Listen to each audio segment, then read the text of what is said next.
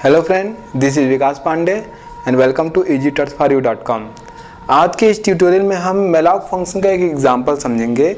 जैसा कि हमने पिछली बार malloc फंक्शन के बारे में ये समझा कि किस तरीके से इसका सिंटैक्स होता है, कैसे इसे हम प्रोग्राम में यूज़ करते हैं, इसकी क्या विशेषताएं हैं। आज हम उसी थ्योरी को क्लियर करने के लिए एक एग्जांपल लिखने वाले हैं, जहां पर हम समझ पाएंगे कि किस तरीके से malloc फंक्शन का यूज़ हम डायनेमिक रूप से मेमोरी एलोकेट करने के लिए करते हैं। तो जैसा कि मैंने malloc फंक्शन के बारे में बताया था कि जब malloc फंक्शन मेमोरी एलोकेट करता है दिए गए साइज़ का, तो एक पॉइंटर रिटर्न करता है जो कि उस ब्लॉक के फर्स्ट बाइट को पॉइंट करता है, और ये पॉइंटर वाइट टाइप का होता है और हमें इसे कास्ट करना होता है इस टाइप के पॉइंटर पे जिस टाइप के डेटा टाइप के लिए हम मेमोरी एलोकेट कर रहे हैं। और जब कभी malloc फंक्शन का यूज़ किया जाता है तो malloc फंक्शन मेमोरी में ब्लॉक क्रिएट करता है, लेकिन कभी कभी किसी एरर के कारण या किसी कारण से अगर मेमोरी ब्लॉक क्रिएट नहीं होता तब ये नल पॉइंटर रिटर्न करता है। मीन्स अगर malloc फंक्शन का यूज़ करने पर मेमोरी में कोई ब्लॉक क्रिएट नहीं होता या किसी एरर के कारण वो ब्लॉक क्रिएट नहीं हो पाता मेमोरी में, तो इस फंक्शन द्वारा नल पॉइंटर रिटर्न होता है। इसका यूज़ करके हम ये पता लगा सकते हैं कि malloc फंक्शन द्वारा मेमोरी में सक्सेसफुली ब्लॉक क्रिएट हुआ है या फिर नहीं हुआ है।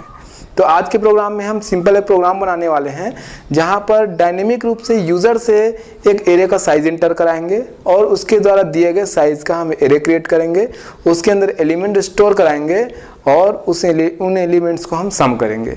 तो यहाँ पर जो हम प्रोग्राम बनाने वाले हैं ये malloc फंक्शन से हम बनाएंगे। जैसा कि आप जानते हैं कि जब हम एरे बनाते हैं तो कुछ इस टाइप से उसका सिंटैक्स होता है। जैसे हमने डेटा टाइप दिया और उसका एक नाम दे दिया मार्क्स और उसका एक साइज़ दे दिया। इस तरीके से बनाए गए एरे का जो साइज़ होता है वो पूरे प्रोग्राम में कांस्टेंट होता है, मतलब पूरे प्रोग्राम में चेंज नहीं होता, फिक्स्ड होता है। और इसको एलोकेट की जो मेमोरी है वो भी फिक्स होती है। इसका मतलब ये है कि जो मार्क्स है, ये मार्क्स 10 है तो आप इसकी साइज़ कम भी नहीं कर सकते और अगर ज़्यादा एलिमेंट्स की जरूरत पड़ती है तो ज़्यादा भी नहीं कर सकते। जबकि मेमोरी जो कि हम malloc फंक्शन यूज़ कर रहे हैं इसके द्वारा हम रन टाइम पे मेमोरी ब्लॉक क्रिएट करने वाले हैं। उसका साइज़ कोई डिफाइन नहीं है, यूज़र जो साइज़ देगा उस साइज़ के हिसाब से मेमोरी ब्लॉक क्रिएट होगा प्रोग्राम के अंदर। तो इस तरीके से ये डायनेमिकली मेमोरी एलोकेट होगा। तो प्रोग्राम को शुरुआत करते हैं हम हेडर फाइल से। शुरुआत करते हैं हेडर फाइल से, हैज़ इंक्लूड stdio.h और इसी तरीके से दूसरा header file has include conio.h। चूँकि अब हम malloc फंक्शन के लिए प्रोग्राम बनाने वाले हैं और मैं पहले बता चुका हूँ कि ये जो डायनेमिक मेमोरी एलोकेशन के लिए जो फंक्शन है malloc, calloc, realloc, free, ये stdlib हेडर फाइल के अंदर पाए जाते हैं। तो इसलिए इस प्रोग्राम में हम एक और हेडर फाइल यूज़ करें, हैज़ इंक्लूड stdlib.h और प्रोग्राम हम स्टार्ट करते हैं मेन फंक्शन से। सबसे पहले ये तय करते हैं कि हमें प्रोग्राम में क्या करना है। प्रोग्राम में यूज़र द्वारा दिए गए साइज़ का एक एरे क्रिएट होगा, उसके लिए मेमोरी का ब्लॉक क्रिएट होगा। उसके बाद यूज़र से उस मेमोरी में हम एलिमेंट इंटर कराएंगे और साथ ही उसके सारे एलिमेंट्स को हम सम करेंगे, मतलब उसके सारे जो नंबर्स उसको हम सम करेंगे। तो पहले हम यहाँ पे देखते हैं हमें कौन कौन से डेटा टाइप की ज़रूरत पड़ेगी। तो सबसे पहले यूज़र द्वारा हमें एरे का साइज़ चाहिए हमको, तो हम यहाँ पर इंट n साइज़ के लिए, मतलब उसके नंबर ऑफ एलिमेंट्स के लिए n लेते हैं। दूसरा, जब हम malloc फंक्शन से कोई मेमोरी ब्लॉक क्रिएट करते हैं तो एक पॉइंटर रिटर्न करता है। तो उसके लिए चूँकि हम इंटीजर टाइप के उसमें एलिमेंट्स डालना चाहते हैं तो उसको पॉइंट करने के लिए हमें एक इंटीजर पॉइंटर की ज़रूरत पड़ेगी। तो एक पॉइंटर यहाँ पे मैं बना रहा हूँ ptr,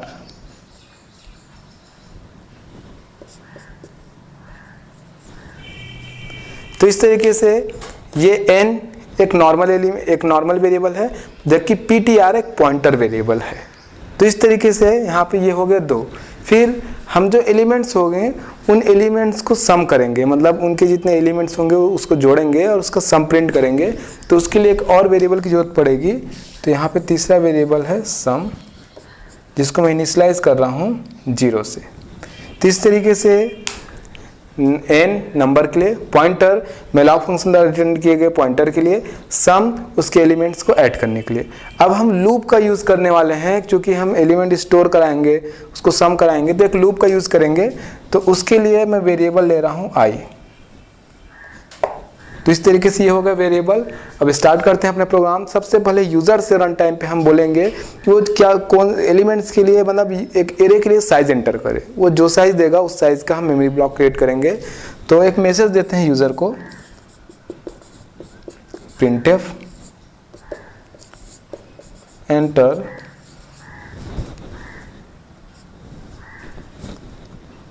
द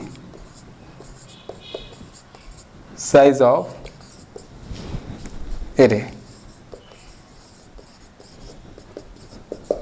आप देख पा रहे हैं enter the size of array, मतलब जो एरे होगा उसके लिए साइज यूजर द्वारा एंटर कराया जाएगा।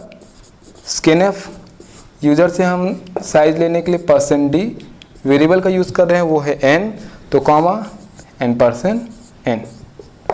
तो इस तरीके से यूजर कोई भी साइज दे सकता है, 2, 3, 5, 10, कोई ये डिफाइन साइज नहीं है, कोई फिक्स साइज नहीं है जैसा कि पहले एरे में होता था। ये डायनेमिक मेमोरी एलोकेशन का प्रोग्राम है और रन टाइम पर ये मेमोरी क्रिएट होगी या मेमोरी के जो एलोकेशन होगा वो रन टाइम पे होगा, इसलिए इसके साइज कोई डिफाइन पहले से नहीं है, प्री डिफाइन नहीं है। यूजर द्वारा दिए गए साइज से मेमोरी एलोकेट होगा। तो enter the size of array %d, address of n। अब इस दिए गए साइज से हम एक मेमोरी ब्लॉक बनाएंगे या उसको हम मेमोरी एलोकेट करेंगे। तो उसके लिए हम malloc फंक्शन का यूज़ करने वाले हैं। हमारे पास पॉइंटर है ptr। तो अगली बार जो हमारा सिंटेक्स होगा ये होगा ptr सिंटेक्स, चूँकि ये पॉइंटर रिटर्न करेगा malloc फंक्शन। फिर यहाँ पर है कास्ट टाइप। आप पिछले वीडियो में सिंटेक्स देख सकते हैं किस तरीके से malloc फंक्शन का यूज़ करने के लिए सिंटेक्स लिखे गए हैं। तो ptr इज इक्वल, हम इंटीजर टाइप के डेटा टाइप के लिए ये मेमोरी ब्लॉक बना रहे हैं, तो कास्ट करते हैं इंटीजर टाइप के पॉइंटर में, इंट पॉइंटर। अब malloc फंक्शन malloc। अब यहाँ पर आता है साइज ऑफ बाइट। तो अब यहाँ पे ये निर्धारित नहीं है कि यूज़र कितने एलिमेंट्स यानी कितना साइज दे सकता है एरे का, 2 हो सकता है, 5 हो सकता है, 10 या 15। तो जो इसका एक ही आर्गूमेंट है वो है साइज इन बाइट, यानी आप जितना बाइट देंगे उतने बाइट का वो मेमोरी ब्लॉक क्रिएट करेगा। तो यहाँ पर वो कितने बाइट का मेमोरी ब्लॉक क्रिएट करेगा, उसके लिए हमको ये जानना जरूरी है कि हमारा डेटा टाइप क्या है। हमारा डेटा टाइप है इंटीजर, क्योंकि एक इंटीजर वेरिएबल 2 बाइट का स्पेस लेता है। तो अगर वो साइज देता है 10 तो हमें 20 बाइट की जरूरत पड़ेगी, अगर 5 तो हमें 10 बाइट की जरूरत पड़ेगी। इस हिसाब से वो जितने एलिमेंट्स देगा उसको इंटू करेंगे हम एक इंटीजर की साइज से। तो इस स्टेटमेंट को हम कुछ इस तरीके से लिख सकते हैं। उसके द्वारा दिया गया साइज है n इंटू एक इंटीजर का साइज, जो कि साइज ऑफ ऑपरेटर द्वारा निकाल सकते हैं, लिख लेते हैं साइज ऑफ इंट और क्लोज। तो आप देख पा रहे होंगे integer pointer malloc n into size of operator int, एक इंटीजर का जो भी साइज होता है इनटू n, मतलब नंबर ऑफ एलिमेंट्स। तो आपने अगर नंबर ऑफ एलिमेंट्स दिया 10 तो 10 इंटू एक इंटीजर का साइज होता है 220। अगर आपने 5 दिया तो 5 इंटू 2 10। तो इस तरीके से आप जितने एलिमेंट देंगे उन एलिमेंट्स के लिए यहाँ पर वो बाइट निकल आएगा और उतने के लिए एक ब्लॉक क्रिएट करेगा malloc, जिसका कि पॉइंटर जो रिटर्न होगा, जो कि फर्स्ट बाइट को पॉइंट करेगा, वो होगा ptr के पास। तो इस तरीके से जो ptr है पॉइंटर, ये उस बाइट को पॉइंट करता है जहाँ पर आपका मेमोरी ब्लॉक क्रिएट हुआ है, उसके फर्स्ट बाइट को पॉइंट करता है। तो अब स्टार्ट करेंगे कि ये मेमोरी ब्लॉक बन चुका है। तो ये पहले चेक करना पड़ेगा कि ये मेमोरी बना है या नहीं बना है। इसके लिए हम नल पॉइंटर का कॉन्सेप्ट यूज़ करेंगे और फिर फॉर लूप द्वारा उसमें एलिमेंट स्टोर कराने के साथ ही उसके एलिमेंट्स जो है उसको हम प्रिंट कराएंगे और सम करेंगे। तो यहाँ पे समझने वाली बात ये है कि ये जो पॉइंटर है, इस पॉइंटर के बाद अभी पहला एड्रेस है, मतलब इस मेमोरी ब्लॉक का पहला एड्रेस। अगर हम इस पॉइंटर का यूज़ करते हैं एलिमेंट को स्टोर कराने के लिए, तो ये पॉइंटर इंक्रीज होते हुए लास्ट तक पहुंच जाएगा और लास्ट तक पहुंचने के बाद वापस से जब हम इसके एलिमेंट्स प्रिंट कराना चाहेंगे तो हमको फिर से उस एड्रेस की ज़रूरत होगी जो कि इस पॉइंटर के पास है। मतलब इस ब्लॉक का फर्स्ट बाइट का एड्रेस। तो हम एक और पॉइंटर बना लेते हैं जिसमें इस एड्रेस को स्टोर करके सेफ रख लेते हैं, ताकि जब इस पॉइंटर का यूज़ मेमोरी में वैल्यू इनिशियलाइज करने के लिए किया जाएगा तो वापस से जब हम उसके प्रिंट कराना चाहेंगे उसके सारे एलिमेंट्स को, तो इसकी जो फर्स्ट एड्रेस है वो किसी पॉइंटर में स्टोर रहेगा, ताकि हम दोबारा उसको एलिमेंट प्रिंट कराने के लिए यूज़ कर सके। तो यहाँ पर मैं एक पॉइंटर और बना रहा हूँ जो कि इंटीजर टाइप का ही है, कॉमा पॉइंटर p। ये पॉइंटर मैं इसलिए बनाया हूँ ताकि जो इस ptr के पास इस मेमोरी ब्लॉक का फर्स्ट एड्रेस है उसको सेव करके इस पॉइंटर में रख सकूँ। तो अगला स्टेटमेंट हमारा जो होगा वो होगा p इज इक्वल ptr। तो इस तरीके से पॉइंटर p यहाँ बनाया गया है और पॉइंटर p को यहाँ इनिशियलाइज किया गया है। आप देख सकते हैं लिखा गया है p is equal ptr। ptr के पास इस समय जो भी वैल्यू है, वैल्यू मतलब एड्रेस, जो भी एड्रेस है वो यहाँ पर p के पास चले जाएगा और p इनिशियलाइज हो जाएगा। इस समय p और ptr दोनों के पास एक ही एड्रेस है, वो है malloc फंक्शन द्वारा बनाया गया मेमोरी ब्लॉक का फर्स्ट बाइट का एड्रेस। अब हम ptr फंक्शन का यूज़ करेंगे उसमें वैल्यू इनिशियलाइज करने के लिए, और बाद में p पॉइंटर का यूज़ हम करेंगे उसकी मेमोरी के उसके अंदर जितने भी एलिमेंट्स होंगे वो वापस से प्रिंट कराने के लिए, क्योंकि ptr पॉइंटर या p पॉइंटर के पास अभी वो एड्रेस है जहाँ से हमारा ब्लॉक स्टार्ट होता है। तो आगे प्रोग्राम को मैं कंटिन्यू कर रहा हूँ, कंटिन्यू रहेगा इसके आगे प्रोग्राम।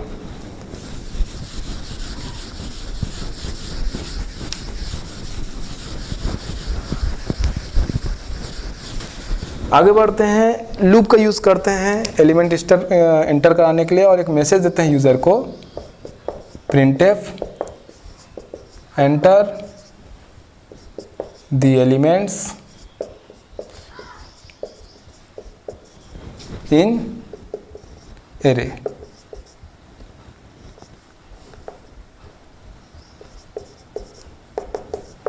अब यहाँ से फॉर लूप में लगाने वाला हूँ, फॉर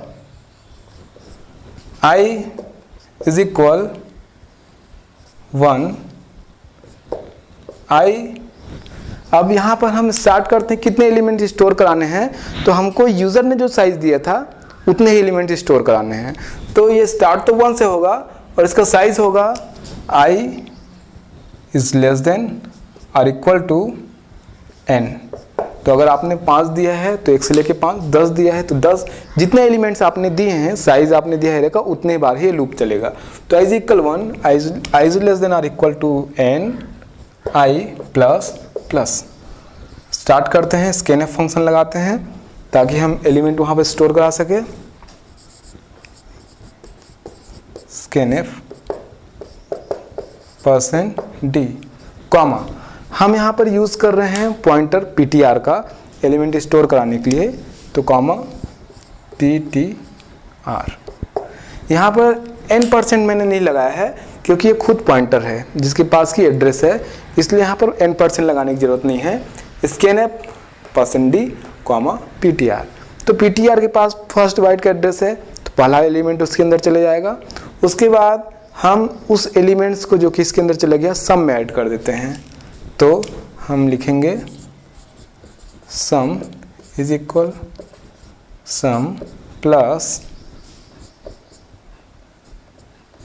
ptr। तो ptr में जो वैल्यू स्टोर हुई है उस वैल्यू को हम यहाँ ने पॉइंटर का यूज़ किया गया है, उस वैल्यू को सम में ऐड कर दिया गया। अब आगे बढ़ने के लिए ptr को फिर से इंक्रीमेंट किया जाएगा, तो ptr प्लस प्लस और ये फॉर लूप क्लोज। अब इस लूप को समझिए आप, सबसे पहले एड्रेस पे वैल्यू स्टोर होगा, उस वैल्यू को सम में ऐड किया गया है डीरेफरेंसिंग सिंबल के द्वारा।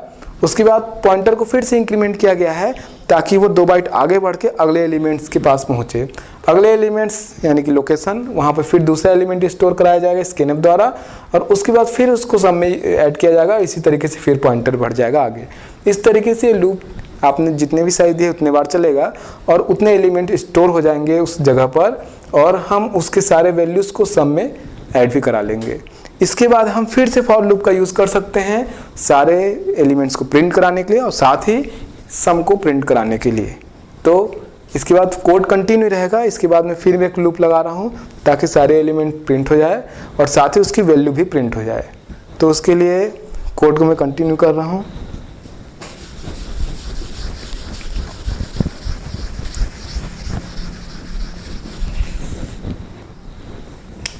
मैसेज देते हैं printf array एलिमेंट्स। अब यहाँ पर फॉर लूप लगाते हैं। For i is equal 1, i is less than or equal to n i plus plus. अब यहाँ पर हम सारे एलिमेंट्स को प्रिंट कराएंगे और सम को भी प्रिंट कराएंगे। तो यहाँ पर फिर से मैं आपको बता दूं, जो पॉइंटर इंक्रीमेंट होते होते लोकेशन के लास्ट में पहुँच जाएगा और हमको शुरू के लोकेशन से फिर से वैल्यू प्रिंट करानी है और उसको सम कराना है। तो उसके लिए हमने एक पॉइंटर बनाया था p, जिसमें उसका फर्स्ट बाइट का एड्रेस है। तो हम यहाँ पर p का यूज़ कर रहे हैं फिर से उसको प्रिंट कराने के लिए। printf एक एक करके एलिमेंट्स प्रिंट कराएंगे। जो कि एलिमेंट इंटीजर है तो %d, कॉमा इसको प्रिंट कराने के लिए मैं यहाँ पर यूज़ कर रहा हूँ p पॉइंटर का, पॉइंटर p। तो इस तरीके से आप देख पा रहे होंगे यहाँ पर डी रिफरेंसिंग ऑपरेटर का यूज़ किया गया है, क्योंकि हमको उसकी वैल्यूज़ को प्रिंट कराना है जहाँ पर p के पास जो एड्रेस है। तो यहाँ पर printf %d, comma pointer p। तो p के पास फर्स्ट बाइट का एड्रेस है, वहाँ पे जो एलिमेंट्स होगा वो यहाँ पे प्रिंट हो जाएगा। उसके बाद ये p आगे बढ़ेगा, p प्लस प्लस, ये लूप क्लोज। तो आप यहाँ पर देख पा रहे होंगे ये लूप कंटिन्यू आगे की तरफ बढ़ते रहेगा, मतलब जितने आल्ट में एलिमेंट दिए उतनी बार चलेगा और जिस जिस एड्रेस पे जाते जाएगा वहाँ पे जो भी वैल्यू होगी वो प्रिंट होते जाएगी। और जब ये पूरे लूप से बाहर आएगा तो जो समेशन है इसका एडिशन वो हम प्रिंट कर देंगे। printf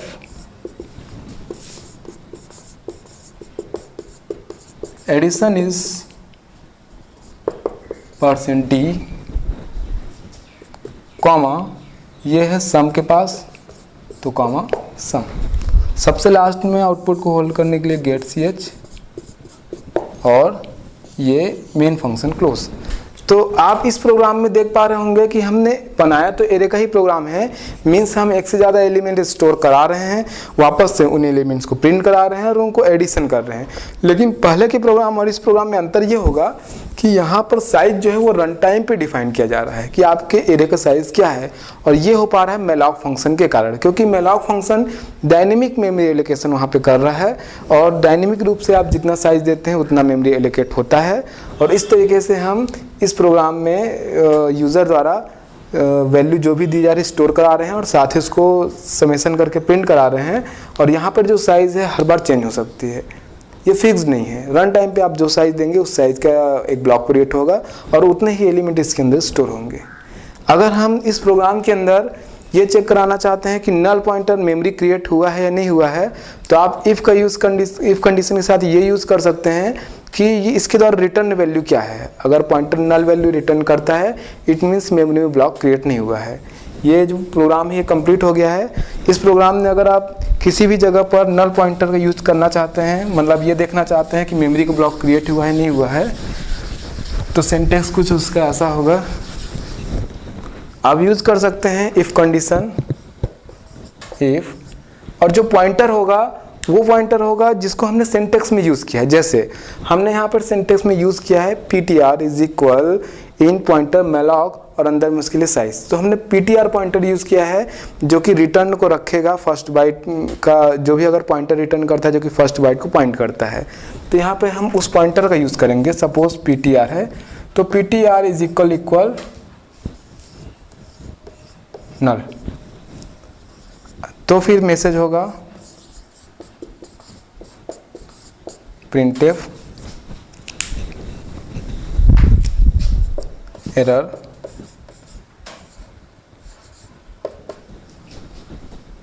out of memory. आप अपने हिसाब से यहाँ पे मैसेज दे सकते हैं और ये क्लोज। तो इस तरीके से जो सिंपल कंडीशन आप देख पा रहे होंगे, ये इस बात को चेक करने के लिए लगाया जाता है प्रोग्राम के शुरू में या जब मेमोरी ब्लॉक क्रिएट होता है उसके जस्ट बाद, ताकि हमें पता लग सके कि जो हमने कोड लिखा उसके द्वारा मेमोरी ब्लॉक क्रिएट हुआ है या फिर नहीं हुआ है। अगर किसी रीज़न से किसी एरर के कारण मेमोरी ब्लॉक क्रिएट नहीं होता है तो जो malloc फंक्शन है वो नल पॉइंटर रिटर्न करता है, और इस कंडीशन द्वारा हम उस पॉइंटर से चेक करा लेते हैं कि क्या उस पॉइंटर के अंदर नल तो नहीं है।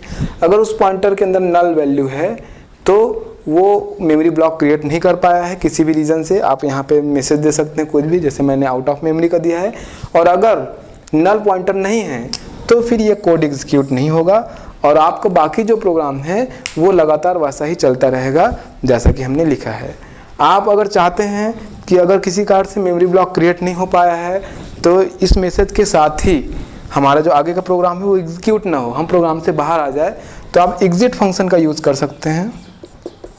एग्जिट 0, जहाँ पर ये 0 है वो इंटीजर वैल्यू है, वो इंडिकेट करता है प्रोग्राम के नॉर्मल एग्जिट होने को। मतलब अगर आपका प्रोग्राम नॉर्मली टर्मिनेट हुआ है तो ये 0 उसको इंडिकेट करता है। मतलब एग्जिट फंक्शन के अंदर एक न्यूमेरिक वैल्यू हमको पास करनी होती है। तो इस तरीके से यहाँ पर जो आप प्रोग्राम ये कोड देख पा रहे हैं, ये कोड ये तय करता है कि आपका जो malloc फंक्शन है उसने सही तरीके से मेमोरी का ब्लॉक क्रिएट किया है। अगर किसी कारण से मेमोरी ब्लॉक क्रिएट नहीं हुआ है तो आपको मैसेज देता है और साथ ही आपको प्रोग्राम से एग्जिट कर देता है। यहाँ पर ये जो एग्जिट फंक्शन है ये stdlib.h के अंदर या process.h के अंदर होता है। आप उसके लिए उस हेडर फाइल का यूज़ प्रोग्राम में कर सकते हैं।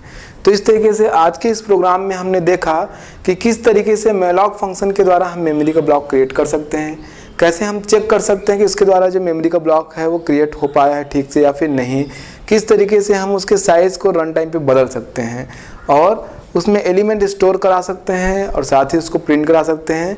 मीन्स इसकी जो साइज़ है वो फ्लेक्सिबल है, वो यूज़र द्वारा डिफाइन की जाएगी रन टाइम पे। तो इस तरीके से आज के प्रोग्राम में हमने malloc फंक्शन का यूज़ समझा। आगे के प्रोग्राम में हम और भी जो डायनेमिक मेमोरी एलोकेशन फंक्शन है जैसे calloc है, realloc है, free है, उनके बारे में समझेंगे और उनके प्रोग्राम बनाएंगे। तब तक के लिए आप हमारी वेबसाइट easyturtforyou.com पे लॉगिन कर सकते हैं। तब तक के लिए बाय।